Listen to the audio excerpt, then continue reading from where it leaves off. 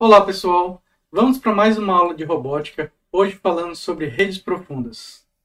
Bom, na aula de hoje, nós vamos começar falando sobre que tipo de dados a gente pode fornecer para redes MLPs, as redes que a gente viu na aula passada, versus que tipo de dados funcionam bem para modelos mais avançados de aprendizagem profunda. Ok? Então nós vamos falar da preparação dos dados e que tipo de dados nós podemos usar. Em seguida, nós vamos falar das redes neurais convolucionais, dos modelos de sequência, vamos falar de embeddings e transferência, e depois em técnicas mais avançadas de otimização, incluindo regularização L2, dropout, parada antecipada e aumento de dados. Vamos ver também como controlar os gradientes quando eles não estão na escala que deveriam, e alguns resultados emblemáticos de aprendizagem profunda. Bom, então, primeiro, para a gente fazer um paralelo, vamos começar falando sobre que tipo de dados funcionam bem para redes MLP, ok? Então, redes MLP funcionam bem com dados que a gente chama de estruturados. Como, por exemplo, dado um imóvel, você quer descrevê-lo, você pode usar o tamanho do imóvel, o tamanho do lote no qual ele está inserido, pode utilizar o número de quartos, o número de banheiros nesse imóvel. Então, nós temos aqui valores que são dados estruturados, né? Então, um valor desse já diz bastante informação sobre aquele imóvel. Então, alguém precisou ir no imóvel e contar quantos quartos tem, quantos banheiros tem, medir, né? Então, isso demanda aí uma boa quantidade de trabalho para gerar esses dados corretamente, né? Ok? Então, outro exemplo poderia ser a presença ou ausência de um semáforo em uma imagem. Então, uma aplicação aí, por exemplo, de navegação autônoma, você ter lá uma imagem informando se tem um semáforo ou não lá, né? Um valor booleano, né? Ok? Então, isso tudo são dados estruturados. Ou seja, resumindo, são características extraídas ou por pessoas, manualmente, por exemplo, a pessoa vai lá e conta quantos quartos tem, ou de forma automática, né? Algum mecanismo como, por exemplo, algum algoritmo de visão computacional vai detectar quantas pessoas tem numa imagem, por exemplo, ok? Então, por exemplo, empregar técnicas de visão computacional para detectar quais objetos estão presentes em uma imagem de trânsito, como, por exemplo, quantas pessoas tem, se tem semáforos, se tem carros, etc., né? Então, uma vez que esse processo ou ele é feito manualmente, ou ele é definido manualmente de uma forma algum algoritmo para você fazer isso, né? A gente chama isso de handcrafted features, ou características manufaturadas, né? Que alguém foi lá e especificou que características o seu modelo precisa usar como entrada para dar a resposta que você quer. Ok? Então, redes MLP funcionam bem, né, com esse tipo de dados, né? E a maioria dos métodos de aprendizagem que a gente viu antes funcionam dessa forma também, né? Então, o principal requisito é que esses atributos estejam numa mesma escala, né? Então, por quê? Porque se você tem um atributo como, por exemplo, o preço de um imóvel variando aí entre 100 mil e 1 milhão, e já por outro lado você tem talvez a área de imóvel variando entre 30 e 150 metros quadrados, então um atributo está numa escala muito grande e outro atributo está numa escala muito pequena. Isso faz com que uma pequena variação num atributo causa um impacto muito grande no que está sendo propagado pela rede. E aí, isso acaba fazendo com que esse atributo indevidamente ou desnecessariamente tenha mais impacto sobre as saídas do que os outros atributos. Então, uma solução para esse problema é colocar os dados numa mesma escala, né? Então, se você colocar todos os dados numa mesma escala, tanto os de entrada quanto os da saída, cada coluna você ajustar a escala dela, então você resolve esse problema.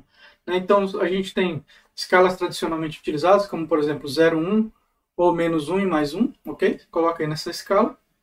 Subtrai a média e divide pelo desvio padrão é uma forma de você fazer isso, né? Então, você vai ter os dados ali que a distância média do ponto central vai ser aproximadamente menos 1 e mais 1. Então, vai ter alguns dados acima de menos 1, ou desculpa, acima de mais 1 ou abaixo de menos 1, mas a distância média entre os dados por cento da distribuição vai ser aproximadamente mais 1 e menos 1. Vai ser aproximadamente 1, tá? Por os dois lados, positivo e negativo.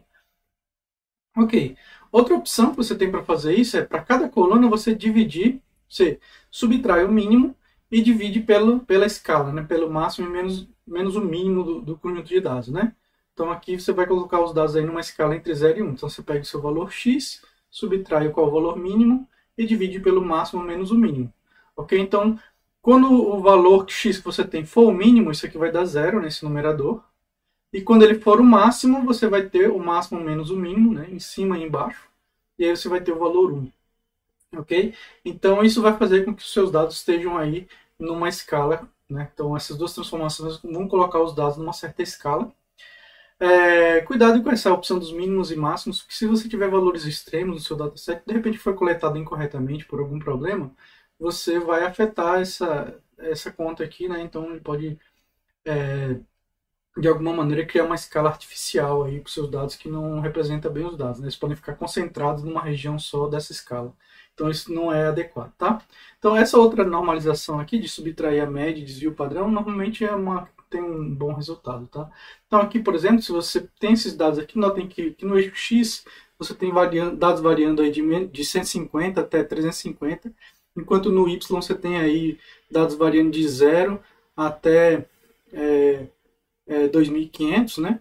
E aí, obviamente, a escala nessa coluna aqui, nesse atributo, é muito maior do que nesse atributo aqui, certo? O x1 é muito menor do que o x2, a escala. E aí, se você, para cada coluna, subtrai a média e divide pelo desvio padrão, subtraindo a média, você coloca ele centralizado em 0. Dividindo pelo desvio padrão, você faz com que o mais 1 e menos 1 fique no ponto médio aqui, né? Então, aqui está o centro da distribuição. Você tem aqui essa região, e mais 1, menos 1 vai ficar assim no ponto médio dessa distribuição, tá? Então, uma forma de fazer isso aí que também é bem interessante.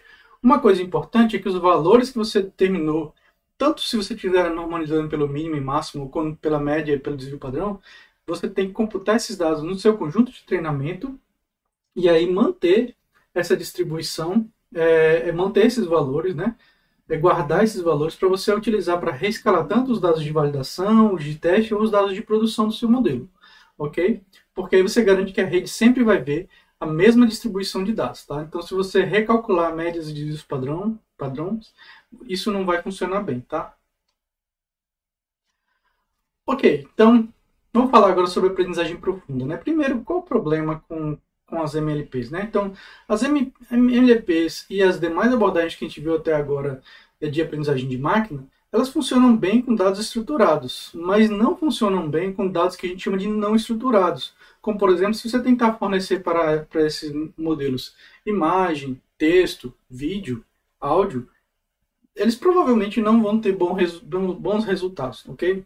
Primeiro porque a dimensionalidade dessas coisas costuma ser muito alta.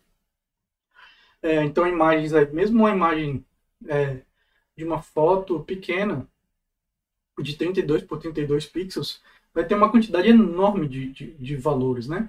E isso vai fazer com que seja muito difícil você mapear esses dados devidamente, né?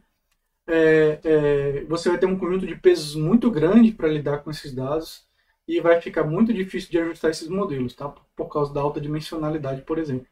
Além disso, tem informações e imagens muito redundantes, né? Por exemplo, numa foto,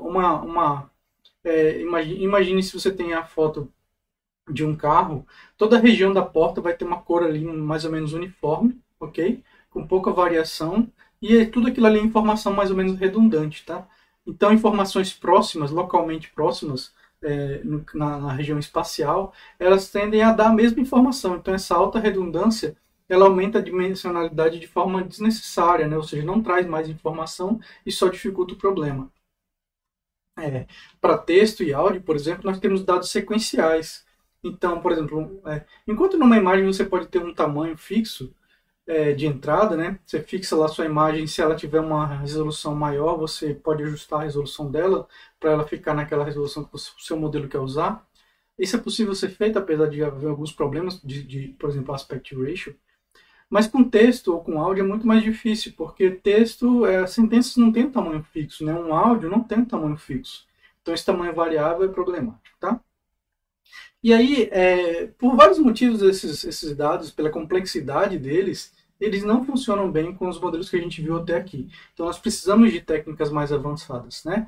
Então, seguindo nessa linha das redes neurais, a aprendizagem profunda, as pessoas costumam dizer que é uma maneira de treinar modelos, né? De você empregar modelos com muitas camadas, okay? Com uma quantidade grande de camadas. É isso, mas não apenas isso, né? Na verdade, é um conjunto de técnicas que permitem você lidar com dados não estruturados e treinar redes neurais com muitas camadas, ok? Então, é importante notar que técnicas você precisa utilizar para treinar redes com muitas camadas, né? E não só o fato delas terem muitas camadas, né? A gente sabe que tem vários problemas, né, que ocorrem quando você aumenta o número de camadas, a gente vai falar sobre eles. E além disso, tem vários problemas quando você está trabalhando com esse tipo de dados aqui, né? Então, quando você junta essas coisas, é um pouquinho complexo. Então, o que a gente vai ver na aula de hoje é justamente esse conjunto de técnicas para lidar com esses tipos de dados e ser capaz de treinar redes com muitas camadas, ok? Então, primeiro, conjunto de arquiteturas especializadas em determinados tipos de dados. Então, arquiteturas que são boas para imagens, para dados sequenciais, ok? Que aprendem a extrair características automaticamente dos dados, em vez de você ter que manualmente definir que características vão ser extraídas, elas aprendem a extrair as características dos dados não estruturados. E um conjunto de técnicas melhores e mais eficientes para otimizar os modelos, né?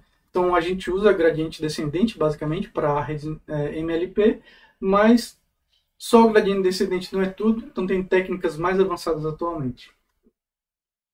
Aprendizagem de representações para uso em modelos subsequentes, né? Então, isso aí também faz parte do campo da aprendizagem profunda, ok? Bom, então, algumas características. A primeira, talvez a mais importante, é que ela permite que você tire proveito de grandes quantidades de dados, né? Então, enquanto muitos modelos tradicionais de aprendizagem de máquina acabam saturando, né? Eles acabam saturando à medida que você tem mais dados. A gente vê que com a aprendizagem profunda, com essas técnicas mais interessantes que a gente tem hoje, se você continua aumentando a quantidade de dados, normalmente elas continuam melhorando a sua performance, até que ela vai saturar muito mais, com uma performance muito mais alta, né? Ok? Isso aqui, em linhas gerais, está apenas uma ilustração. Esse gráfico aqui não é um gráfico gerado a partir de dados, mas é só para você entender mais ou menos como é que funcionam as coisas. E talvez os motivos para isso seriam os seguintes, né? Então, primeiro, com mais dados, você tende a ter menos overfitting, ok? Por quê? Porque ajustar mais dados é mais difícil, então não é qualquer modelo com uma variância alta que vai ajustar aqueles dados, né? Quando você tem poucos dados, você pega um modelo que vai se ajustar bem aqueles poucos dados, mas quando você troca os dados, ele já não se ajusta mais. Quando você tem muitos dados, é como se você estivesse vendo tudo que pode acontecer ali naqueles dados, né? Então, você tende a gerar menos overfitting. E aí, com redes profundas, você pode ter mais camadas, né? Cada vez mais camadas. E se você consegue treinar redes com mais camadas, você pode ir aumentando o seu número de parâmetros do modelo em sequência. E com isso você vai aumentando a performance sem causar tanto overfitting assim, ok? Porque as técnicas de otimização são boas, tá? Então, basicamente, essa é a ideia. Então, por outro lado, para esses modelos funcionarem bem, normalmente eles precisam de muitos dados, tá? Então, notem que aqui tem uma região na ilustração onde talvez os modelos clássicos sejam melhores, né? Talvez uma máquina de vetores de suporte funcione melhor do que uma rede neural numa região aqui com poucos dados, tá? Então, isso é uma observação típica aí na literatura, tá? Ok, então vamos falar da primeira arquitetura que surgiu para trabalhar com tipos de dados específicos, é a arquitetura de redes convolucionais, tá? As CNNs, que a gente chama do inglês Convolutional Neural Networks. São redes com camadas especializadas em imagens ou dados multidimensionais, tá certo? Não são usadas apenas para imagens, mas a ideia original foi para imagens, tá? E elas exploram a correlação espacial de dados. Então, como eu falei para vocês, dados localizados numa mesma região da imagem, eles têm uma alta correlação. Então, seria interessante se a gente tivesse alguma técnica para sumarizar aquela informação que está ali. E as redes neurais, convolucionais, elas fazem isso, porque elas têm camadas convolucionais. Então, essas camadas convolucionais, elas vão aprender operadores de convolução para realçar ou computar características importantes para aquele problema que você está tentando resolver.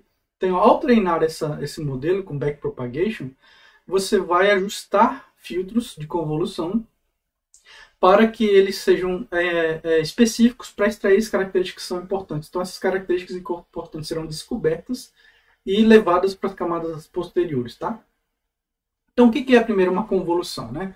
Uma convolução é um filtro espacial que opera sobre uma vizinhança S ao redor de um ponto I. Então, é assim que ele toma vantagem dessa correlação espacial, porque ele opera sobre uma vizinhança e aí para toda aquela vizinhança ele vai dar um resultado só como saída, né? Então é como se ele estivesse sumarizando a informação daquela região, ok? Então ele vai operar sobre essa região S da imagem de entrada, né? Então ao redor de um ponto da imagem de entrada, que a gente chama de I, para gerar um valor apenas na saída J, né? Então a imagem de entrada a gente chama de I, a de saída a gente chama de J, e a gente vai ilustrar aqui uma convolução em um caso unidimensional, porque é mais fácil de entender, tá? Então isso é uma convolução aqui, que basicamente é uma convolução que está dando uma média daquela região, certo? Então, imagina que é a região S, né? Então eu vou aplicar um operador de convolução que é definido por esses valores aqui, né? Ok? Então aqui o que a gente chama de kernel, filtro ou máscara, que eu estou usando a notação G para representar isso. Ok? Então nosso kernel aqui basicamente ele consiste em valores 1/3, 1/3, 1/3. Então quer dizer que em um determinado ponto, por exemplo, nesse ponto I aqui, da minha imagem de entrada, eu vou pegar o valor que está à direita, multiplicar por 1/3, o central multiplicar por 1/3, o da esquerda multiplicar por 1/3, e aí eu vou somar esses valores, ok? E aí eu tenho o meu resultado aqui, tá certo? Então, basicamente ele está operando sobre essa região S aqui, usando todos os pixels que eu tiver, todos os valores que eu tenho nessa região S, multiplicando pelos pesos do filtro, que são esses valores que estão aqui, no caso 1/3 para todos os valores, não precisa ser assim, a gente vai ver que a rede neural vai aprender a ajustar esses valores sozinha, e aí depois a gente faz uma soma é uma soma ponderada no resultado final, né? E aí tem aqui o resultado. A expressão matemática para isso está sendo ilustrada aqui, basicamente é um produto, né? Uma soma ponderada de G vezes I, onde o I vai ser deslocado aí em J, né? Do tamanho do seu filtro. O tamanho do filtro aqui a gente está chamando de M nesse exemplo. Ok? Então, o tamanho do filtro vai dizer aqui quantos pixels você pega ao redor da sua posição onde você está atualizando. Então isso é uma convolução, esse exemplo aqui é em um espaço unidimensional, né? Mas para imagens é interessante a gente ver a versão bidimensional, né? Então uma convolução 2D opera sobre uma vizinhança SX de pixels, XY, desculpa, aqui sendo ilustrada por essa região em verde na imagem, ao redor de um ponto central, que é o XY, para gerar um pixel central na saída em J. Né? Então aqui você pode ter, por exemplo, a altura 2m mais 1, a largura 2n menos 1. Isso aqui, esse 2m mais 1, 2n menos 1, é só para forçar que seja ímpar, certo? Porque aí você tem de fato um pixel central. Então, não é obrigatório, mas normalmente as convoluções operam sobre regiões de tamanho de largura ímpar, porque aí você sabe exatamente de qual pixel você está falando, tá? Tem um pixel central ali. Então, um exemplo de convolução, por exemplo, se eu tenho uma janela de tamanho 3x3, um filtro de tamanho 3x3, seria, por exemplo, eu colocar aqui pesos 1/9 em todos eles. Então, basicamente, vai ser eu computar uma média daquela região, tá? Então, ao calcular essa média dessa região, eu vou ter um novo pixel aqui que representa a média do que está em volta dele, né? Então, isso aqui é uma convolução, tá certo? Uma convolução no caso de uma imagem bidimensional com valores de cinza, tons de cinza, né? Ok? Se você tiver uma imagem colorida, então ela pode ser uma convolução operando em 3 dimensões ali, onde além da altura e da largura, você tem a profundidade de canais da imagem, né? Então, por exemplo, R, G e B para vermelho, verde e azul. Então, aqui são alguns exemplos de operadores de convolução, né? Então, aqui você tem o operador de identidade, que simplesmente só usa o pixel do meio e o pixel que está lá no meio, né? Então não faz basicamente nada com a imagem. Então você pode ter uma convolução que não vai mudar a imagem em nada, não tem problema nenhum. Você pode ter detecções de bordas, então são normalmente operadores que que detectam um gradiente ali, né? Quando acontece um gradiente, então aqui tem vários exemplos, né? 1, 2, 3 exemplos de operadores para detectar o gradiente. Note que o tipo de gradiente que eles detectam é um pouquinho diferente, né? O nível de gradiente na saída é diferente. Aqui um de aguçamento, né? Você nota a imagem está com as frequências altas mais realçadas, por exemplo. Já o desfoque, né? Que é uma espécie de operador de média ali, né? Que vai pegar os pixels da média. Os pixels que estão ao redor e vão ajudar, eles vão influenciar no pixel central, né? Então tem aqui desfoque normalizado, que é o que a gente viu na slide anterior, gaussiano, né, onde os pixels mais próximos do meio têm mais peso. e assim por diante, né? Vários pixels, vários operadores de convolução, eles podem ter tamanhos variados, né? Então você pode pegar uma convolução que tem uma área grande, uma área pequena, ok? E assim, o interessante de notar é que apenas mudando esses valores que nós temos na nossa matriz aqui, a gente muda radicalmente o tipo de operação que está sendo realizada na imagem, né? O que eu estou realçando, o que eu estou escondendo, o que eu estou destacando, ou como que eu estou transformando essa imagem, né? Então note a diferença daqui para cá, por exemplo, né? É uma diferença muito grande. Então isso quer dizer que ao ajustar esses pesos do filtro de convolução, você vai conseguir gerar um conjunto de comportamentos muito grande ali, né? Ok, então vamos falar um pouquinho do que acontece quando você aplica uma convolução em termos do formato da imagem, né? E quais são os parâmetros de uma convolução. Então, primeira coisa, as camadas convolucionais recebem como entrada normalmente um volume que tem uma certa largura, uma altura e uma profundidade, né? W, H e D. Então, você pode pensar que uma imagem de 640 por 480 e 3 canais RGB, desculpa, ok? Então, representando aí a largura, altura e o número de canais, tá? Além disso, a gente tem o quê? Quantos filtros a gente vai aplicar naquela imagem? Então, normalmente, uma convolução só não vai ser suficiente para você detectar todas as características que você quer. Talvez você queira uma convolução para detectar quais são as bordas, outra para suavizar a imagem, outra para fazer outra coisa, né? Então, é interessante que você aplique várias convoluções e isso pode ser feito em paralelo em GPU, né, por exemplo. Qual o tamanho do filtro, né? Que basicamente é o tamanho dessas matrizes aqui, ok? Então aqui a gente tem alguns exemplos de tamanhos distintos, ok? O padding e o stride, que a gente vai falar agora o que é, né? Então, o padding basicamente é o seguinte: se você aplica uma convolução numa imagem sem anexar uma borda a ela, acontece que sua imagem vai diminuir, né? Porque você só consegue aplicar ao operador de convolução quando o seu filtro cabe na imagem, né? Então ele tem que estar todo contido dentro da imagem ali. Então, por exemplo, se eu tenho um filtro de 3x3, como esse exemplo aqui, ó, certo? Então eu só vou conseguir aplicar ele aqui dentro da imagem, tá? Eu só vou conseguir aplicar e o primeiro valor que eu vou computar é esse aqui. Então uma opção que a gente faz é colocar um padding com 0, né, para não afetar tanto o valor que vai dar na saída, ok? Porque 0 vezes qualquer peso que você coloca ali no seu operador vai dar 0, então ele não vai afetar, é como se você estivesse tirando aquele valor ali da sua média, a despeito de que você ainda vai dividir pelo mesmo valor no final, mas ele afeta pouco, ok? E aí você fazendo o padding, você você é capaz de manter o tamanho da imagem original, tá? Então o padding normalmente ele é essa largura aqui do filtro, né, sobre 2, tá? Então, por exemplo, essa região aqui está me dizendo quanto de padding eu preciso colocar na horizontal e na vertical, ok? Então isso garante aí que eu vou aplicar a convolução na imagem e ela vai continuar com o mesmo tamanho que ela tinha originalmente, né? Ok? O tamanho do filtro nesse exemplo aqui é 3x3, tá? Você pode ter dimensões diferentes aí, mas normalmente em redes neurais o tamanho do filtro é quadrado. Então a gente falou padding, né?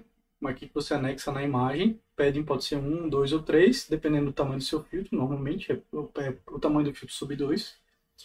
O stride é o quanto que você vai andar na imagem, tá? Com o seu operador. Então, se você tem principalmente um filtro grande, então é necessário que você ande sempre de 1 em 1. Né? Então, ao aplicar a convolução, essa convolução ela vai deslizar pela imagem. Esse operador aqui, né? Ele vai deslizar por essa imagem toda aqui. Até que ele gere todos os pixels de saída do lado de cá. Ok? Então, se você tem um stride de 1, ele vai andar de 1 em 1 pixel. Você tem um stride de 2, ela vai andar de 2 em 2 pixels. Então, às vezes é interessante você ter strides maior, porque se eu andar só um aqui, se eu andar só um aqui, então aqui nesse momento esse é o pixel central, e se eu andar um, eu vou pegar essa região aqui, e agora o 5 vai ser o central, mas note que eu estou reutilizando esses valores todos de novo. Ó. Esses valores aqui estão sendo todos reutilizados. E aí isso dá uma certa redundância, né? Eles estão contribuindo, o mesmo valor está contribuindo para múltiplas posições na imagem de saída. Então, se você quiser reduzir essa redundância, especialmente se você tem filtros grandes, então é interessante você colocar um stride maior, tá? Normalmente o stride ele é no máximo o tamanho da largura do seu filtro sobre 2, tá? Senão você vai começar a perder informação. Bom, então uma vez que você aplicou esse tipo de operação, você vai ter uma imagem de saída resultante que tem uma largura, uma altura e uma profundidade, onde a largura ela vai ser dada por a largura original menos o tamanho do filtro mais 2 vezes o padding, tudo isso dividido pelo stride mais 1. Ok? Então isso aí é como você calcula a sua largura resultante e a sua altura também é a mesma equação, só mudando W por H. E o número de canais de saída vai ser o mesmo da imagem original. Ok? Desculpa, vai ser o mesmo aqui do seu número de filtros, tá? Beleza. Então, vamos falar sobre agora outra operação que é muito utilizada juntamente com operações de convolução. Então, como uma operação de convolução ela pode aumentar muito a quantidade de dados que você tem, em termos do número de canais, né? Então, se você tem uma imagem 3x3 e você aplica uma imagem com 3 canais de entrada e você aplica uma convolução aí gerando com 5 ou 6 filtros, então você vai multiplicar esses 3 canais por 5, tá? Então vai aumentar bastante a profundidade de canais dos seus dados. Então, uma outra coisa que normalmente faz é uma operação de max pooling ou average pooling, que vai agora diminuir a dimensionalidade, tá? Então, o que a gente faz basicamente é o seguinte: como a gente sabe que a imagem tem muitos pixels próximos, são muito semelhantes, né? Então talvez não faça sentido você manter vários pixels representando a mesma coisa. Então, uma camada de pooling ela vai diminuir a dimensionalidade dessa forma. Então, por exemplo, se eu tenho um filtro de pooling do tamanho 2x2, né, um operador de pooling do tamanho 2x2, o que eu vou fazer é que eu vou posicionar ele aqui na minha imagem, ok? E vou tirar a média daqui, por exemplo, se for um pooling de média, ou vou tirar o máximo daqui, se for um pooling de máximo. Ok? Então eu vou pegar esses carinhas aqui, vou tirar aqui, no caso do max pooling, o maior valor é 22, esse valor vem para cá. Ok? Aqui, nesse segundo, vou extrair o maior valor aqui, o maior valor é 23. Tá aqui, tá? Então, normalmente o que vai acontecer é que daquela região que o seu operador de pooling está observando, ele vai extrair o valor mais intermediário, que é o median, que é o average pooling, né? Então você faria uma média entre esses valores aqui, por exemplo. Ou mais comumente utilizado é o max pooling, né? Então, se você pensar que a convolução ela está meio que fazendo um casamento de padrões, né? Quando o filtro de convolução de alguma forma ele casa bem com um determinado padrão encontrado na imagem, ele vai dar uma resposta alta, né? E aí você quer saber que daquela região qual foi a maior resposta que foi obtida. E aí o max pooling vai fazer justamente isso, tá? Então isso é interessante porque diminui a dimensionalidade da imagem, preservando a informação que está nela. Então note que aqui você tinha uma imagem 6x6 e aqui você sai com uma imagem que é a metade, né? 3x3, porque o seu operador de pooling era 2x2. Então você divide o tamanho da imagem, né? A largura e a altura dela por 2. Okay? Então esse operador é frequentemente utilizado junto com uma camada convolucional, normalmente em seguida uma camada convolucional. Bom, então aqui está uma arquitetura típica de uma CNN, né? Então aqui a gente está aplicando, né? O LeCun ele aplicou isso em 98 aí no conjunto de dados MNIST, que são caracteres manuscritos, né? Números e letras escritas manualmente, e ele queria reconhecer que valor que tinha lá, né? Então, no caso ali para números de 0 a 9, você tinha detectando aqui os 10 números possíveis, né? De 0 a 9 são 10 números, né? Que o exemplo está com uma letra, mas também funciona. Então, aqui a entrada é uma imagem e a saída é que letra que é, ok? Dentre aquelas possíveis. Certo? Então, a primeira camada é uma convolucional, e aí aqui está o número de filtros, né? Então, ele aplicou 1, 2, 3, 4, 5, 6 filtros. Então está aqui sendo indicado, são 6 filtros, 6 convoluções, 6 operadores de convolução que você tem aí. E aí note que na convolução, o que acontece é que você tem um compartilhamento de pesos, né? Então, todos os pixels desse plano aqui, ó, eles vão ser gerados com o mesmo operador de convolução, com os mesmos pesos, tá? Ok? Imagine que você tem um operador de convolução 3x3, por exemplo. Então, vão ser só 9 parâmetros que você vai ajustar para gerar todo esse plano aqui, tá? Então, você tem uma saída relativamente grande, mas o número de pesos para gerar essa saída não é tão grande como se você tivesse, por exemplo, uma rede, uma camada totalmente conectada, como é normalmente utilizado em MLP, ok? E aqui nesse caso você tem 6 filtros, um gerando esse plano, outro gerando esse, outro gerando esse, outro gerando esse, outro gerando esse, tá? Então, se for 3x3, você vai ter 6 vezes 3x3, vai ser o número total de parâmetros que você vai ajustar para gerar todo esse espaço aí, né? Que é um espaço bem grande, né? Uma quantidade bem grande, um volume bem grande de dados. Então, menos pesos gerando muitos dados. Então, isso é uma maneira bastante adequada de você processar imagens aí, né? Quando você ajustar esses pesos, vai ser bem mais fácil. E você vai ter uma chance menor de causar overfitting, porque você não tem tantos pesos, tá? E aí, depois da camada convolucional, normalmente vem uma camada de subsampling, que é normalmente o max ou o average pooling, tá?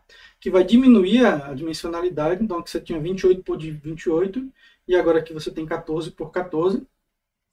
Note que cada plano desse ele também é chamado de feature map, né? Um mapa de características. Porque se a convolução está aprendendo a reconhecer, detectar características na imagem, então um plano desse vai dizer quais são as características, né? Vai indicar as características que ele detectou ali, né? Quanto maior o valor da resposta da sua convolução, mais forte a presença daquela característica. Normalmente é isso que acontece, tá? E aí depois outra camada de convolução, ok? Seguida por outra de pooling. E aí chega num determinado ponto onde você já tem uma representação que ela é pequena o suficiente, a sua imagem normalmente você vai diminuindo com isso, né? Você começa aqui com 6 por 28 por 28 e termina por 16 por 5 por 5. E aí você simplesmente lineariza isso, né? Transforma isso num vetor de valores, tá? Então a ideia é que você pegou agora todas as características que foram detectadas na imagem, né? Nessa última camada aí, convolucional e depois pooling, e aí você amassa elas aqui, né? A operação que a gente chama de flatten, ok? Para transformar agora num vetor mesmo de valores, vetor de valores de ativação, e aí você faz camadas totalmente conectadas aqui, né? Então aqui você tem totalmente conectadas, e aqui de novo outra camada linear totalmente conectada, ok?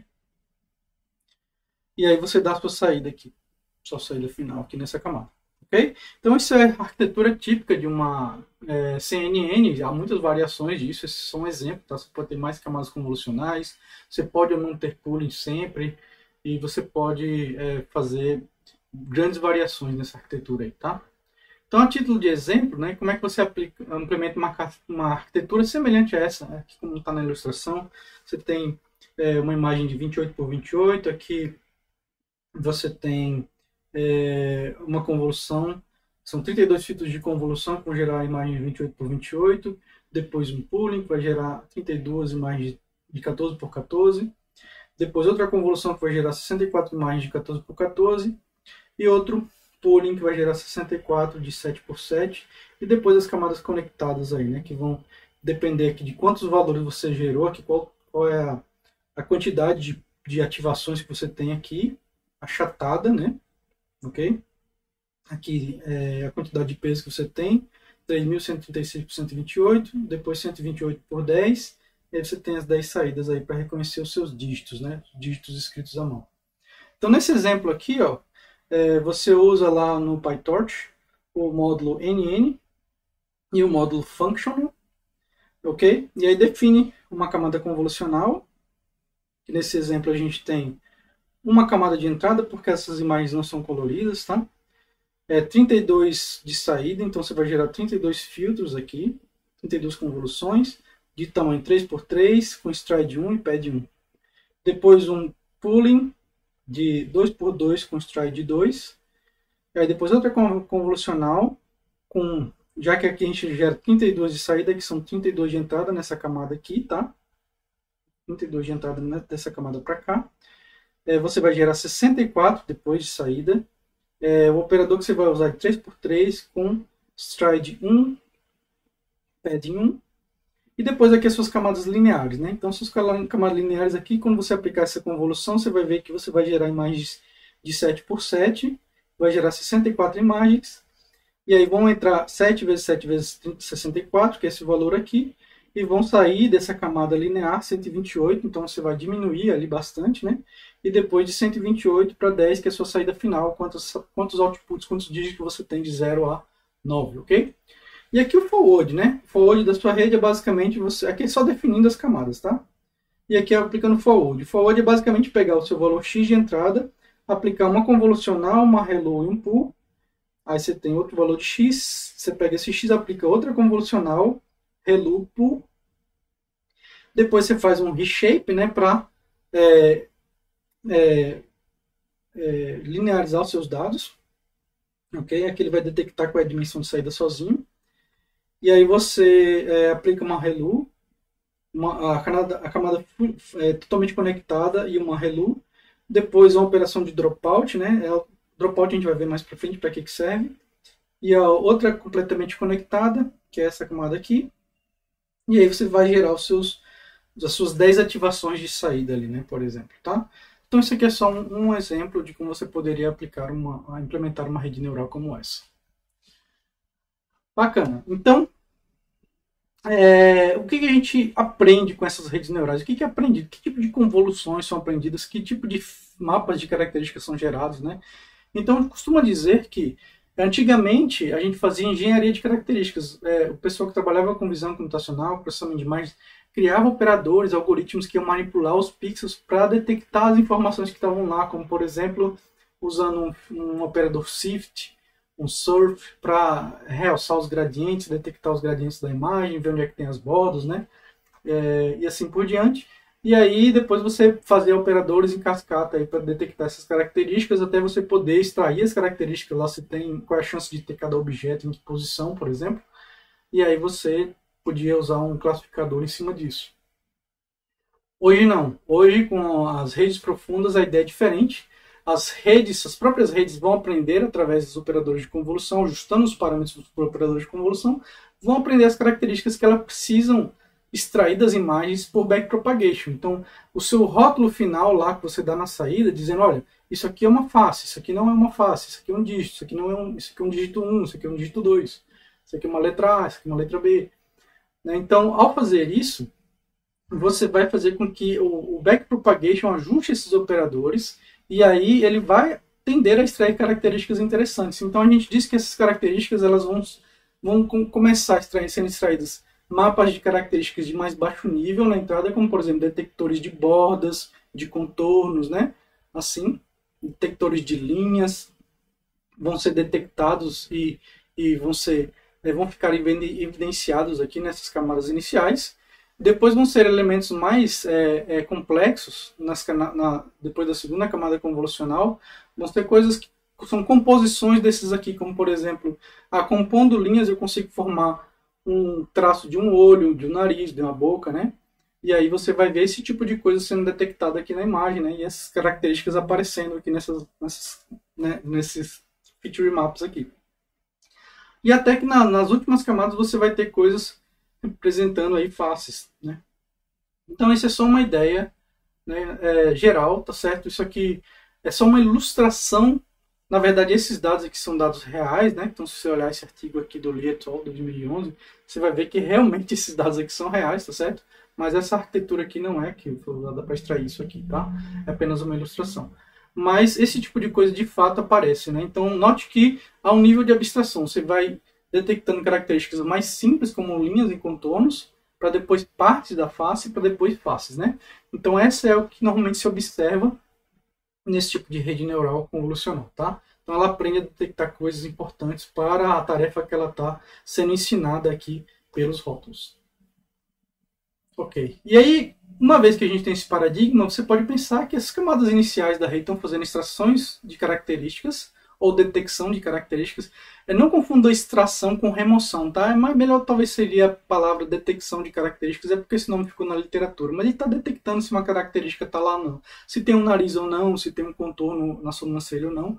Então seria melhor detecção de características. E aí as camadas finais estão mais preocupadas com a classificação do resultado final, né? Então detecta o que tem na imagem e depois classifica se aquilo é uma face ou não.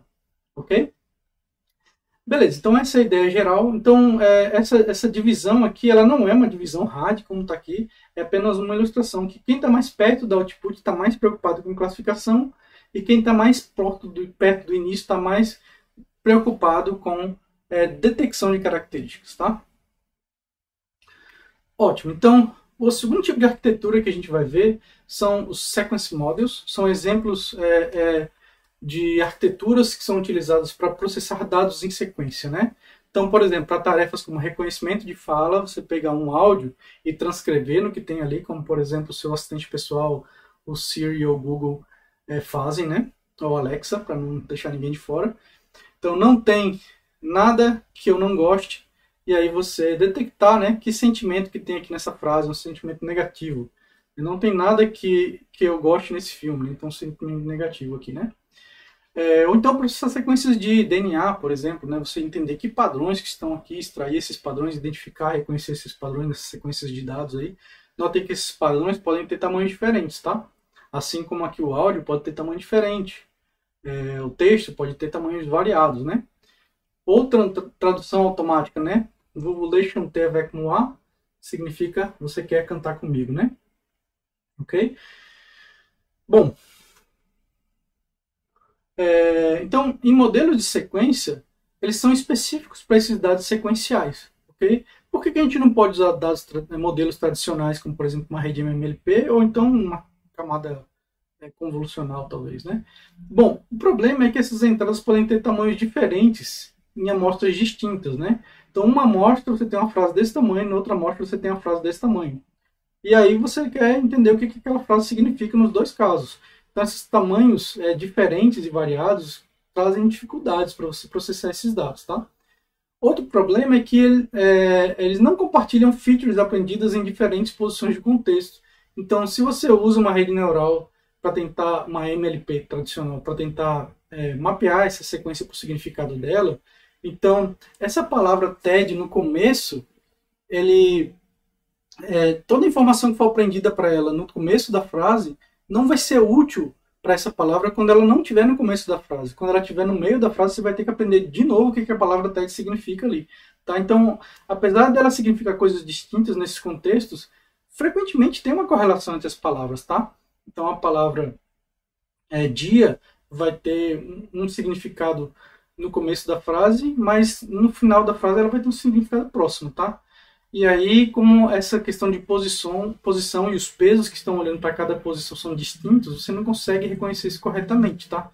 Então isso traz bastante dificuldade para esses modelos operarem com entradas de tamanho fixo. Então, mesmo que você vá à entrada, você tem esse tipo de problema, tá? Bom, então a solução para isso é utilizar, uma das soluções possíveis é utilizar redes recorrentes, tá? Então, redes recorrentes, elas vão pegar dados em sequência, processar um por vez, né? Então uma palavra por vez, por exemplo, ou um caractere por vez, ou um trechinho de áudio por vez, mas elas não vão processar um e dar uma saída, elas vão acumulando essa informação ao longo do tempo. Então por isso que elas são chamadas camadas recorrentes, né? Então eu posso talvez desenhar aqui, ó. Eu tenho aqui os meus neurônios, ok? Eu tenho aqui a minha entrada X e eu tenho perdão, a saída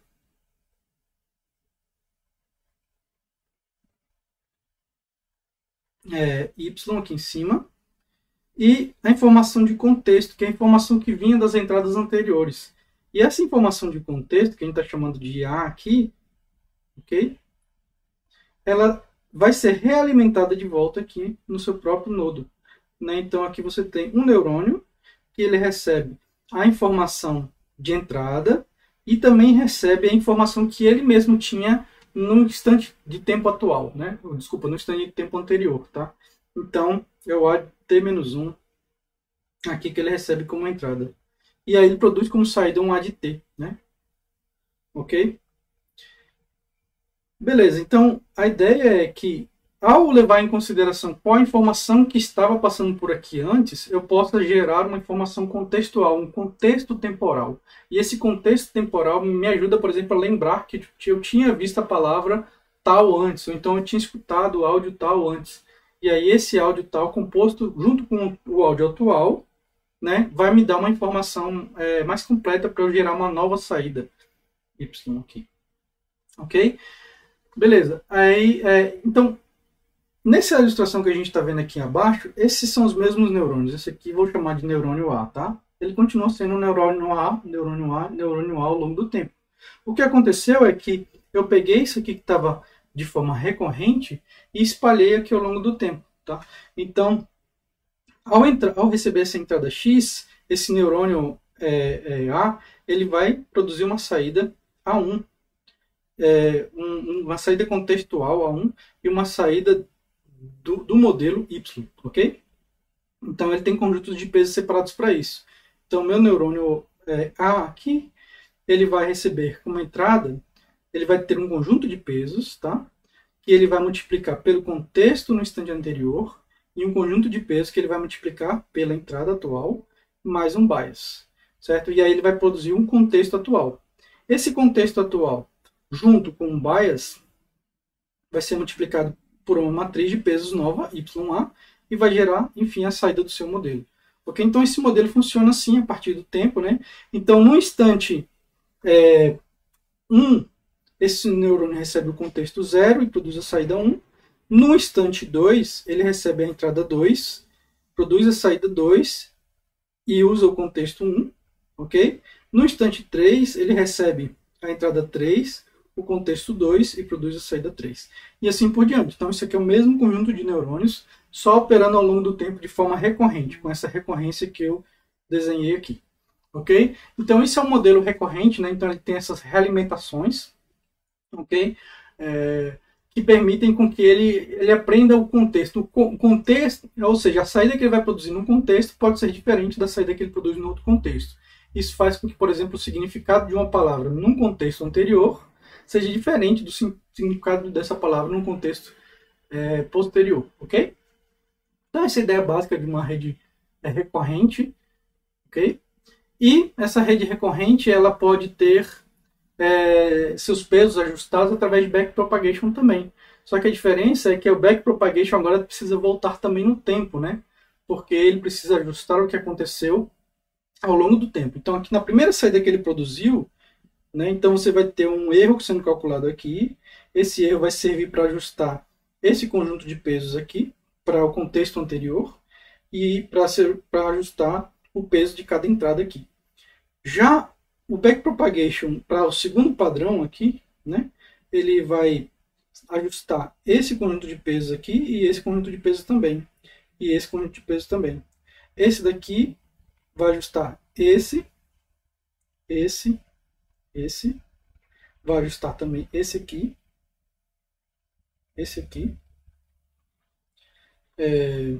ok? E esse aqui também, certo? E assim por diante, né? Então o backpropagation ele vai voltar ao longo do tempo, tá certo?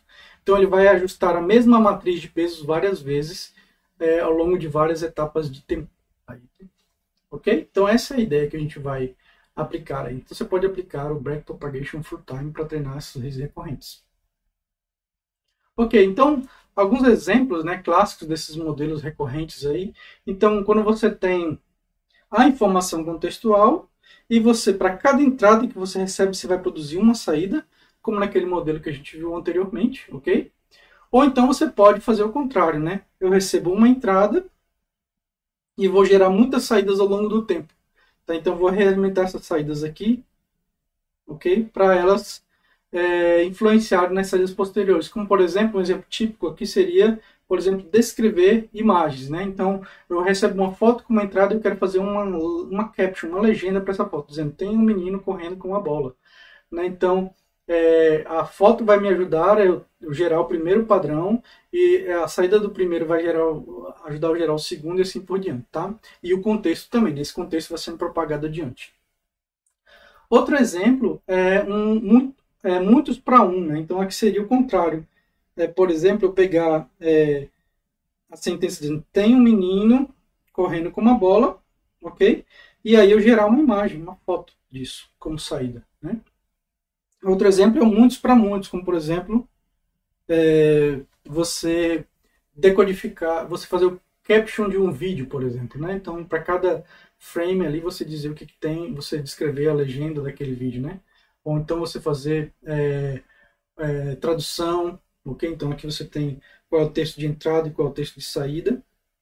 Ou você fazer transcrição de áudio, o áudio é o seu X de entrada e o texto é a saída do áudio, ok? Ótimo. Então, bom, isso aí para uma rede só com uma camada, tá? Então, ele só tinha uma camada de neurônios, ele só tinha um conjunto de neurônios ali, mas no conceito de camadas de redes mais profundas, interessante agora é que você tenha várias camadas, tá? Então, isso aqui é a camada 1, camada 2, camada 3, até você chegar à saída, né? E essa informação, ela circula dessa forma aqui, como estão as setinhas ilustrando, tá? Então, note que a saída 1, ela vai afetar em todas as outras, a saída 2 vai afetar a entrada 2 vai afetar na saída 3, na saída 4 e assim por diante, né? O contexto também, o contexto 2 vai afetar aqui em todas as saídas, tá? Ok, então essa é a ideia de redes profundas recorrentes. E aí mais alguns conceitos que são importantes, eu não vou entrar em detalhes, né, porque eles são bastante avançados e aí demandaria muito tempo, mas que se você gosta dessa parte de modelos sequenciais, você deve estar familiarizado, você deve se familiarizar com os conceitos de gated units e com os conceitos dos mecanismos de atenção que são utilizados atualmente, tá? Então os gated units basicamente são unidades de memória, como por exemplo LSTM, né, Long Short Term Memory. Então esse aqui é um exemplo de uma célula LSTM, né? Então basicamente ela tem o que a gente chama de portas ou portões, né, ou gates, okay, que permitem ela esquecer informação, armazenar informação e recuperar informação, né? Então isso faz com que você não precise ter uma dependência muito grande entre o temporal de uma entrada, né? Por exemplo, às vezes o significado de uma palavra ela depende de uma outra palavra que estava há muitos passos atrás, né? Então, por exemplo, hoje em dia, e aí eu falo várias coisas sobre aquilo, e depois tem uma palavra que ela está se referindo a hoje em dia, né? Então, ou seja, aquela palavra, o contexto dela depende de algo que estava lá no começo da frase, tá? E aí você pode, com as gated units, como as LSTMs, armazenar essa informação e depois, quando chegar no momento certo, você recupera essa informação e aí evita que você precise fazer essa retropropagação em tempos muito remotos, né? O que vai causar uma perda de gradiente, como a gente sabe, né? Então, isso é a ideia básica das LSTMs. Você tem essas células que podem armazenar memória, apagar e recuperar memórias, né? E os mecanismos de atenção, eles não são redes recorrentes, eles têm resultados muito bacanas, e mesmo não usando recorrência, mas, por outro lado, o que eles fazem é, por exemplo, você tem uma entrada aqui com uma sequência, né? Aqui está uma sequência que você tem de entradas, tá? E aí você pega toda essa sequência de entradas e você vai gerar pares, pergunta, né? Query, chave e valor, né? Então, essas triplas aqui, então você vai ter pesos aqui para gerar uma pergunta, uma query, uma chave e um valor, ok? E aí essa query e essa chave vão ser utilizados para modular um mecanismo de atenção. Eles vão levar em consideração todas as entradas daquela sequência ao mesmo tempo, né? E para modular um mecanismo de atenção que vai modular qual a importância de cada um dos valores que você recupera aqui a partir daquelas entradas, tá? Então, é um modelo bem mais complexo do que esses. Ele não é recorrente, porque ele olha todas as informações paralelamente, ok? E faz um forward em paralelo disso tudo. Mas, basicamente, a ideia dele olhar para todas as entradas e deixar aqui com que cada entrada afete no nível de atenção que você vai prestar nas outras, né? Então, por exemplo, uma dada palavra, ela pode estar fortemente correlacionada com outras palavras ali, então ela vai aumentar a atenção daquelas palavras, e fracamente correlacionada com outras palavras, então ela vai diminuir a atenção para aquelas palavras. A ideia é como se você pegasse e fizesse um recorte do que é importante quando você estiver processando aquela palavra. Quando eu estou processando essa palavra, o que é importante no meu histórico ali, né? Então é essa a ideia aí desses modelos de atenção, desses mecanismos de atenção como Transformers, por exemplo, que são os que têm os melhores resultados atualmente. Ok, outra coisa interessante a gente vai falar sobre o conceito de embeddings e transferência, né? Então, como é que eu represento palavras para uma rede neural, né? Então, um exemplo simples seria a opção One-Hot Encoding, né, que a gente viu algum tempo atrás, né? Parecido com Bag of Words, né? Então aqui é basicamente, cada palavra é uma entrada no meu vetor, né? Então, por exemplo, homem é uma entrada 1 aqui, 0 no resto, mulher é uma entrada aqui, 0 no resto, maçã é uma entrada aqui, 0 no resto, e assim por diante, né? Essa entrada desperdiça muita informação, né? Tem muitos zeros aí, muito espaço. Outra opção é a representação por características, né? Então você pode, talvez, manualmente dizendo, né, para a palavra homem, quais são os atributos que são importantes, né? Ele tem sexo menos 1 significa homem, e sexo mais 1 significa mulher. Maçã não tem sexo, então é 0. Laranja talvez esteja um pouquinho mais associado com sexo feminino, então é 0.0001, só para ficar um pouquinho mais feminino, e assim por diante, né? Você pode fazer isso manualmente, ou então pode usar alguma estratégia de correlação para gerar essas representações aqui. Né? Você vai ver que palavras acontecem em que contextos e vai gerar essas características aqui. Podem ser geradas manualmente ou usando algum tipo de estatística, né? Outros tipos de representações interessantes são word embeddings, do tipo word2vec e glow, né? word2vec e glow. Beleza. Porém, tem uma estratégia que tem funcionado melhor atualmente, e a ideia é o seguinte, que as representações aprendidas nas camadas intermediárias dos modelos de aprendizagem profunda frequentemente são tão expressivas que podem até ser utilizadas para tarefas distintas, né? Então você aprende uma representação tão genérica ali para essas informações, naquelas camadas que estão mais preocupadas com características, você aprende representações tão genéricas que elas acabam sendo úteis para outras tarefas também. Ok? Então a ideia é transferência de aprendizagem. As características aprendidas ao se treinar um modelo para classificação, por exemplo, usando a ImageNet, podem ser utilizadas para reconhecer outros tipos de objetos que não estão nas categorias originais da ImageNet. Então, por exemplo, vamos supor que, sei lá, televisão não esteja na ImageNet, fogão não esteja na ImageNet. Porém, ela é uma rede que foi treinada com uma quantidade tão variada de imagens, né? Ela tem 1000 categorias, que as características que ela aprendeu para reconhecer aquelas categorias que tem lá podem ser úteis para reconhecer outros tipos de categorias que não estão lá também. Então, uma vez que você treinou esses modelos, depois você pode fazer um fine tuning, né? Então você mantém as camadas iniciais que extraem características e uma nova camada de classificação, algumas camadas de classificação, você pode botar algumas fully connected no final, podem ser utilizadas aí, inicializadas do começo com 0 e treinada deixando os pesos retropropagarem para as camadas da rede toda, né? Então, a vantagem disso é que você precisa de um mínimo de treinamento, porque o processo de extração de características já está totalmente treinado, vai precisar de um pequeno ajuste, e você precisa de menos dados, né? Porque a maior parte dos dados é para treinar a extração de características e não para fazer a classificação. Então, uma vez que você pegou aquela rede que já sabia extrair características de forma bem variada das imagens, as camadas de classificação só precisam reconhecer o que está na imagem. Ok? Então, essa é a vantagem do que a gente chama de transfer learning, a transferência de aprendizagem. E aí essas representações que são extraídas, a gente costuma chamar de embeddings, tá?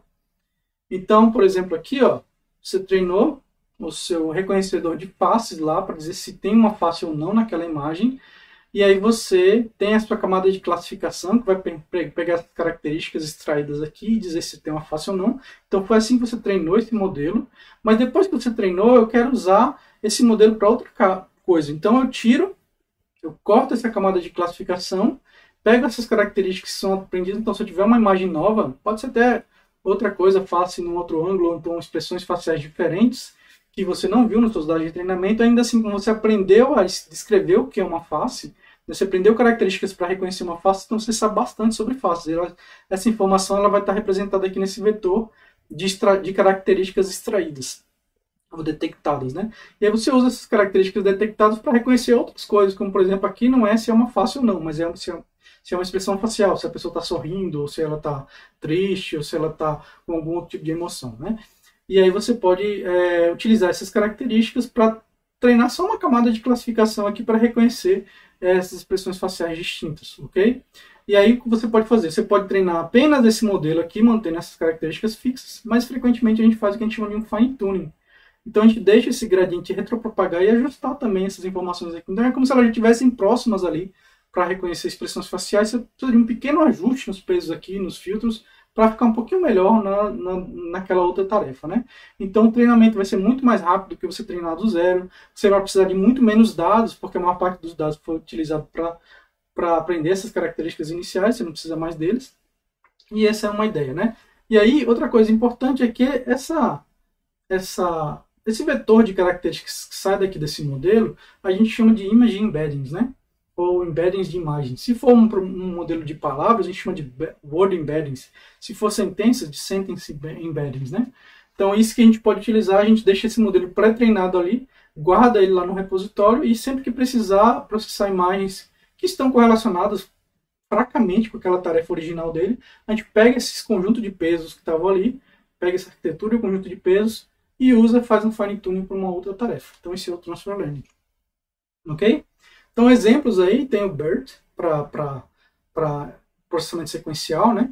Então o BERT basicamente ele aprende uma representação de palavras a partir de tarefas de prever uma palavra oculta, que a gente chama de masked, né? Então você tem uma sequência, uma sentença lá, como por exemplo, Caruaru é a tananã, do forró. Então ele não vê essa palavra aqui, ele precisa prever que palavra é essa, né?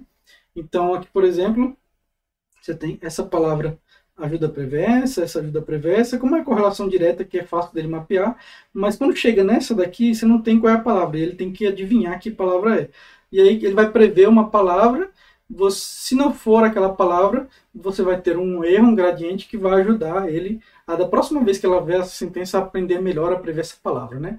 E aí você treina algumas vezes com a palavra verdadeira, outras vezes com ela mascarada, né? Vai mascarar uma palavra, depois mascara outra, e aí fazendo esse fenômeno você vai aprender uma representação aqui, ó, interna, que vai ser utilizada para outras tarefas, tá? Então, o BERT ele foi treinado aí com 3 bilhões de palavras, né, com bases de textos enormes, para fazer essas tarefas aqui, não só essas, mas outras também é mais complexo um pouco com isso, mas o objetivo final era aprender representações para as palavras que fossem úteis para outras coisas, né? E de fato, a representação aprendida foi utilizada para diversas tarefas, obtendo seu estado da arte em várias delas, né? Como por exemplo, para responder perguntas, né? Então, dado uma pergunta de entrada, eu crio uma representação e uso essa representação para gerar uma resposta. Compreensão de linguagem, análise de sentimento, classificação de sentenças, como se a sentença está gramaticalmente correta ou não, geração de sentenças, né, também, enfim, utilizado para uma infinidade de coisas e foi um grande avanço, né? Então, depois do BERT veio outro, que é o GPT-3, um modelo que está tendo bastante sucesso aí, mas a ideia é parecida, tá? Ok, o que se espera obter com essas embeddings, né?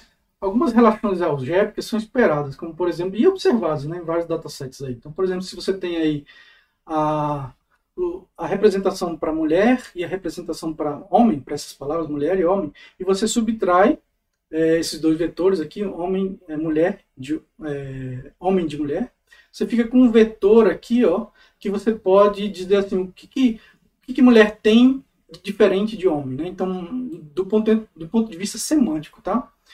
E aí, quando você, por exemplo, pega a palavra king e soma com esse vetor, você obtém a palavra queen. Então, ou seja, você obtém uma representação resultante que é similar à representação da palavra rainha, né? Ok? Então, esse tipo de coisa é interessante, você observa aí, né? Você pode ter essas relações algébricas aí entre eles, né? Então, isso mostra que ele, de fato, está compreendendo bastante da semântica daqueles vetores, né? Então, por exemplo, tio, somando esse vetor aqui, da tia. Rei, com esse vetor da rainha, né? E assim por diante. Então, é muito interessante esse tipo de representação e ele é bem mais útil do que aquelas que a gente viu no começo, tá? Bom, então por último vamos falar agora de algumas técnicas de otimização que são importantes, não que elas sejam exclusivas de Deep Learning, mas Deep Learning faz uso frequente delas, tá? Para permitir que esses modelos sejam treinados. Algumas dessas técnicas elas já eram conhecidas com MLP e continuam sendo usadas, mas elas são muito importantes aqui, tá?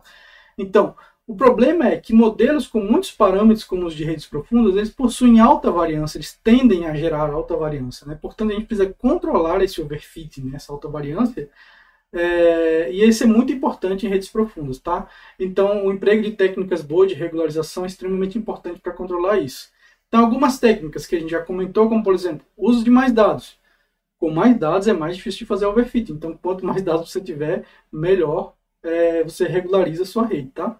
Por exemplo, a ImageNet, que é utilizado para treinar redes profundas, para reconhecer imagens, para classificar imagens, é um conjunto de dados de imagens que contém 1000 categorias de objetos e 1.128.000 imagens, né? Ok? Então, 50.000 imagens de treinamento e de validação, 100.000 para teste, né? Então, uma quantidade enorme de dados aí, né? Você usa para treinar esses modelos. Técnicas de regularização frequentemente empregadas como parada antecipada, que a gente já viu antes, né? Você tem um conjunto de validação que você pode utilizar aí, então o seu erro no conjunto de treinamento vai sempre caindo. Mas o erro de conjunto de validação vai te dando uma ideia de quão bem o seu modelo está generalizando. Quando ele começa a parar de generalizar e começar a piorar no conjunto de validação, você para o treinamento ali. Então você sabe que não está fazendo overfitting. Outro exemplo, regularização L1, L2, ou weight decay, consiste em minimizar a norma dos pesos da rede juntamente com a função de perda. Então, além de minimizar o erro da função de saída, você quer minimizar também o módulo dos pesos, tá? Ou então o valor quadrático dos pesos. Aí você normalmente tem esse parâmetro lambda, né, que você ajusta aí para dizer o quão importante é você regularizar, né? Então, o peso da regularização. Eu preciso regularizar mais ou menos o meu modelo, né? Então, se ele está dando muito overfitting, aumenta o lambda, ele vai começar a encontrar pesos pequenininhos, ou seja, ele vai começar a anular algumas partes da rede ali para compensar esse overfitting, tá? Outra técnica interessante é dropout, consiste em desativar, né? A gente falou naquele exemplo da rede que a gente falou lá atrás, um exemplo de CNN em PyTorch. A ideia é desativar ou forçar a zero a saída de alguns neurônios da rede, ok? Você pega alguns neurônios, não. Nesse momento, nessa etapa de treinamento, eu vou desativar esse neurônio e outros vão ter que aprender o que ele estava fazendo, né? Então você torna mais generalista o seu modelo, porque os outros neurônios eles vão aprender outras características, outras coisas que a imagem precisa ter para reconhecer aquela característica, por exemplo, né? Então eles não vão ficar focados apenas num fator específico ali que não permite ele generalizar. Então, aplicando dropout, você faz com que a rede olhe para outras coisas para tentar mapear o mesmo resultado, tá? Então você aplica isso num número pequeno de unidades, né? Tipo 1%, 5%, sei lá. E aí você depois vai mudando, né? Para cada forward você muda quais são os neurônios que estão desativados, tá? Vai mudando isso aí várias vezes ao longo do treinamento e fazendo com que você tenha uma cobertura melhor do espaço de possibilidades ali, né? Beleza. Outra técnica importante, né, de regularização é data augmentation, ou seja, o aumento de dados, aumento artificial de dados, né? Então consiste em gerar mais dados usando funções pré-determinadas com componentes aleatórios. E com isso você aumenta a variedade de dados. Por exemplo, você pega aqui a imagem de borboleta, né? Eu quero reconhecer borboleta. Esse é o objeto da categoria borboleta, eu sei qual é o rótulo dele. Mas se eu aplicar, por exemplo, um operador de remover texturas, aquilo continua sendo uma borboleta, né? Então ela tinha texturas nas asas que eu removi, dei uma suavizada, mas continua tendo a forma de borboleta. Então é uma borboleta. Eu tirei as cores, ela continua sendo uma borboleta. Eu mudei os canais de cores, ela continua sendo uma borboleta. Eu realcei as bordas, né? Eu fiz um mapa de saliência que continua dando para reconhecer que é uma borboleta. Fiz rotações, translações, ajuste de escala, né? Operações geométricas com a imagem, e aquilo continua sendo uma borboleta. Então, se eu fizer isso para todas as categorias do meu conjunto de imagem de entrada, eu vou aumentar em muito, né? Eu posso multiplicar aqui, por exemplo, por 1, 2, 3, 4, 5. E aqui tem mais exemplos, mas pelo menos 5, aí 5 ou mais vezes o meu dataset. E eles vão ter sempre os mesmos rótulos, né? Então eu pego a minha categoria tal e multiplico por 7 o tamanho dela, né? Então isso, como a gente sabe, com mais dados, a gente tem mais dificuldade de ter overfitting, e também o modelo vai ver borboletas em ângulos diferentes, com características diferentes, vai facilitar com que ele reconheça bem quando ele vê coisas diferentes, né? Então um outro exemplo aqui, ó, para manchas no corpo, né? Então, que é uma mancha aí com determinado algum câncer de pele, por exemplo, se é ou não é. E você pode aplicar várias transformações, como histograma, equalização de histograma, aumentar o contraste, diminuir o contraste, aumentar o balanço, mudar o balanço de branco, é uma coisa que as câmeras variam também quando você captura, né? Aplicar um filtro de aguçamento, né? Enfim, você aplica várias coisas, ele continua sendo um tumor ou não tumor, eu não sei o que é isso, ok? E aí você vai manter o rótulo que ele tem originalmente, tá? Ele não deixa de ser aquilo porque você aplicou esses filtros, você só aumenta a quantidade de dados que você tem. Então isso é uma técnica muito útil aí para você deixar os seus modelos mais generalistas e diminuir o overfit. Outro problema importante é controlar os gradientes, né? Então, o backpropagation funciona bem quando os pesos estão dentro de uma certa escala. Inclusive, os parâmetros recomendados na literatura são para essas escalas, tá? Então, quando você sai dessas escalas aí de valores de gradientes, você pode ter vários problemas, né? Então, por exemplo, se você tem gradientes muito altos, ou o que a gente chama de exploding gradients, eles podem causar instabilidade no modelo, então você ficar oscilando de um local para o outro do espaço sem realmente ir lentamente para o que você quer ir. Então, se os gradientes são muito grandes, você pode passar do ponto, depois ter que voltar, passar do ponto de novo, então isso gera uma instabilidade grande, né? Além disso, você pode gerar overflow de representação, que também é um problema. Ajuste da escala de saída para combater isso. Então, por exemplo, usar escalas 0, 1 ou mais ou menos 1. Gradient clipping, você limitar o valor máximo do gradiente. Então, quando eu vou aplicar o gradiente em um determinado neurônio, para um determinado conjunto de pesos, primeiro, se ele for acima de um limiar, eu diminuo ele. Ok? Então, eu garanto aí que ele não vai mudar muito o valor do meu modelo de uma vez só, tá? Então, ele não vai ser instável. Pode ser também normalizar o gradiente, né? Então, todos os pesos ali do neurônio, ele pode ir na mesma direção que o gradiente estava apontando, mas numa magnitude menor. Ok?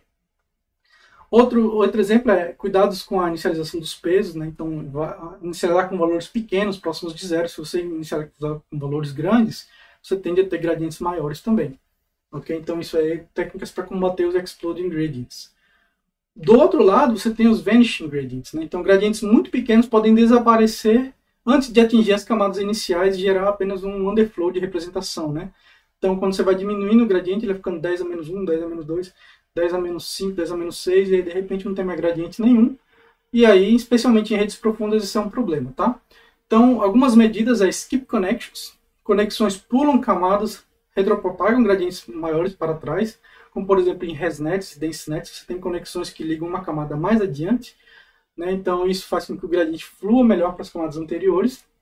Então tem toda uma arquitetura para fazer isso, vocês podem procurar aí sobre isso.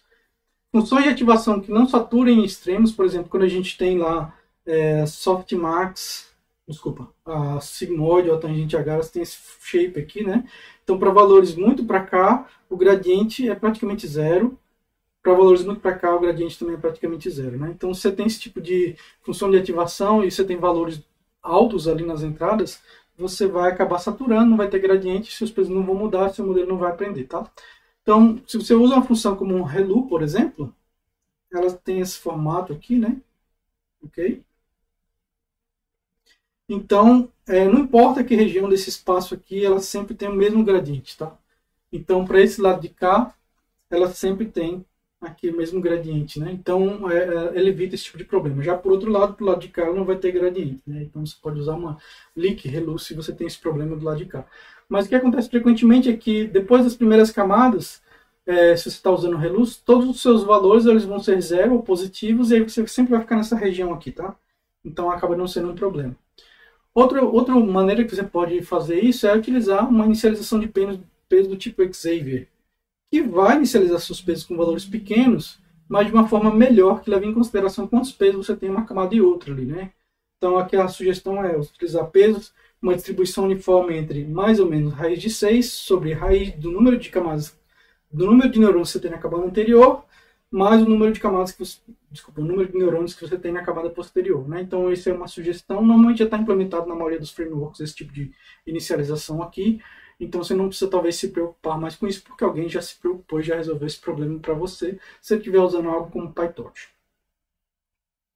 Ok, otimizadores melhores, como por exemplo o SGD que a gente viu, só que com momento, né? Então a gente cria uma tendência de manter as atualizações em direções frequentes, né? Então, em vez de você ter uma atualização que vai fazer assim, ó, se você calcular um valor de velocidade aqui, né, então a ideia é o seguinte, o seu gradiente vai dizer qual é a velocidade que você deve ir numa direção, e aí você vai manter esse vetor de velocidade ao longo do tempo. Né? Cada gradiente vai mudar um pouquinho o seu vetor de velocidade para uma determinada direção, então isso vai fazer com que, em vez de você fique chicoteando aqui para um lado e para o outro, essa velocidade ela se acumule, e aí você tem alguma coisa assim, mais ou menos, ó. Ok? Então ele oscila menos, né? Ele vai mais na direção preferencial ali do gradiente, tá? Ajuda também você escapar de ótimos locais, porque você tem um momento, né, que vai ajudar você passar por aquela região de ótimo local ali também, certo? Outros otimizadores adaptativos, como o RMS próprio, o ADAM e o AdaGrad, basicamente o que eles fazem, em linhas gerais, é ajustar a taxa de aprendizagem ao longo do treinamento, né? Por exemplo, no começo do treinamento você pode ter taxas de aprendizagem maiores, mas no final você precisa ter taxas menores. Então, essa é uma das coisas que o Adam faz, por exemplo. Ou então, o RMS próprio, em algumas dimensões, você pode ter gradientes melhores, ou seja, para alguns parâmetros você pode ter gradientes maiores, mas para outros você precisa ter gradientes menores, tá? Então, esse tipo de estratégia é utilizado nesses outros modelos adaptativos, apesar deles não serem tão bem estudados e conhecidos como o SGD, tá? E nem ter garantias de quando é que eles funcionam bem. Bom, então por último nós vamos falar de alguns resultados emblemáticos, como por exemplo o resultado da ImageNet, né, que lá em 2010 era basicamente dominada por ou modelos shallow ou estratégias de visão computacional que nem usavam redes neurais. E aí a partir aí de 2012 teve um grande sucesso a AlexNet, né, que derrubou ali a taxa de erro, vinha caindo aí de 0,28 para 0,25, ou seja, uma queda pequenininha, e aí caiu aqui para 16, de repente, de um ano para outro, né? Então olha que queda enorme, né? Isso aqui já vinha caído há algum tempo, bem devagarzinho, tá? E aqui teve uma queda brusca bem grande, e continua essa queda nos anos anteriores à medida que os modelos vão ficando mais profundos aqui, né? Observem aí, né? Até no final, 2014 a GoogleNet com 22 camadas, em 2015 a ResNet, que é uma rede residual, com 152 camadas. Então olha que a rede residual ajudou você a aumentar bastante a profundidade, sem ter tanto problema dos vanishing gradients, né? E aí você tem resultados hoje impressionantes, aí acho que se não me engano é top 5 aqui, esse erro, né? Então a categoria correta vai estar entre as 5 mais ativas em 96,5% das vezes, né? Então, esse é um resultado muito bom, né? Outro exemplo emblemático é com a Iolo, né? É uma rede que prediz as caixas, essas bounding box aqui, né? As caixas e qual é o objeto que está dentro da caixa, e funciona para múltiplas coisas simultaneamente na imagem com performance muito boa, ela é rápida essa rede, roda até em Raspberry Pi, por exemplo. É lógico que não com uma super taxa de quadros, mas ela roda relativamente bem, até num Raspberry Pi, e consegue detectar vários objetos aí dentro dos quais você treinou, tá? Então é muito interessante. Muitos usos. No cenário da tradução automática, por exemplo, né, ele é dominado por modelos baseados em redes profundas, né, que é chamado de Neural Machine Translation, muito utilizando coisas como Transformers, por exemplo, modelos como BERT, GPT-3 e coisas assim. Foi uma grande evolução na qualidade recentemente, né? Então aqui mostra, por exemplo, a pontuação Bleu dos modelos de traduções do Google, logo após o início de 2006, né? As melhorias desde a implementação das novas técnicas, né? Que algumas delas a gente discutiu aqui em 2020, são destacadas no final da animação, né? Então aqui o último grande avanço que teve foi essa parte em verde aqui, que aconteceu em 2020, né? Aqui com esses avanços aí, né? Então esse Bleu Score é o que eles usam para avaliar a qualidade da tradução, né? Ok? Então, muito interessante isso aí. Bom, então com isso a gente finaliza hoje a ideia. É só uma visão geral de aprendizagem profunda, para dar um norte para vocês, né? No objetivo do curso a gente resolver a aprendizagem profunda, tem cursos completos só sobre isso. Mas hoje nós vimos que, por exemplo, enquanto uma MLP funciona bem com dados estruturados, a aprendizagem profunda permite você treinar modelos também com dados não estruturados, como imagem, texto, voz, né? Em seguida, vimos que as CNNs, que são arquiteturas voltadas para imagens, foram uma das primeiras grandes a destacar a capacidade de aprendizagem profunda e basicamente passou a dominar a área de visão computacional. A mesma aconteceu na área a mesma coisa aconteceu na área de processamento de linguagem natural, com modelo de sequência para trabalhar com áudio e texto.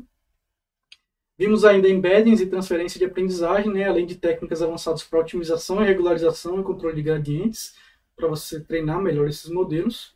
Finalmente, a gente apresentou alguns resultados emblemáticos, obtidos com redes profundas, em áreas como classificação de imagens, tradução automática e reconhecimento de objetos. Bom, então eu espero que vocês tenham gostado da área, essa é uma área bastante promissora atualmente. A gente fica por aqui e até a próxima, pessoal.